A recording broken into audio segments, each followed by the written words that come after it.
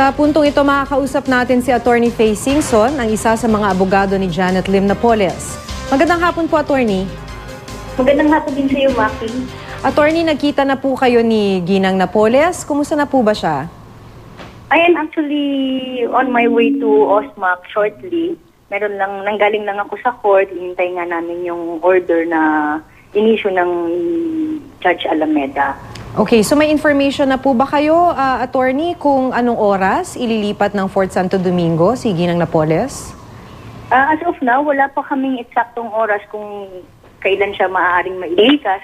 Basta base lamang dun sa order na natanggap namin, it should be implemented immediately. But naghahanda na po kami para naman makakomply sa order na yon, although we wanted to ask for some time to be able to prepare yung mga bagay na kailangan naman niyang dalhin sa kampo. Sa progress report po, Attorney, may mga recommendations yung mga doktor, parang kailangan may bantay na nurse, etc. Inaayos nyo na rin po ba, pati yun? Opo, we're trying to coordinate everything, pati yung mga... There was a recommendation from the doctor for her to have a complete bed rest.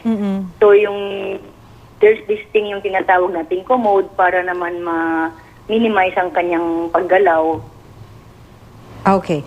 May mga kailangan hubang baguhin dun sa selda ni Ginang Napoles na hihingin ninyo based on the recommendations of the doctors? Gusto nga sana namin na kung maaari ay makita sana yung paglilipatan niya na pagbalik niya sa Santo Domingo para kung papaano yung ayos ng kwarto kung saan siya babalik. Attorney, baka naman pwede rin namin itanong sa inyo yung tungkol sa application niya as state witness. Talagang yun ho ba ay ipipilit pa rin or hihingin pa rin na ni Ginang Napoles? Sa ngayong araw na ito, ay yung pagtutuunan muna namin ng pansin ay yung court order ng Branch 150 para naman makakomply kami sa kung ano ang sinabi ng kagalang-galang na hukom tungkol sa kanyang physical na kalagayan. Nakausap nyo na rin po kaya si Ginang Napoles tungkol sa sinasabing Red Book na gusto na rin daw ipasubpina ng Senado dahil nandito daw yung lahat ng transaksyon ni Ginang Napoles na siya yung mismong nagsulat?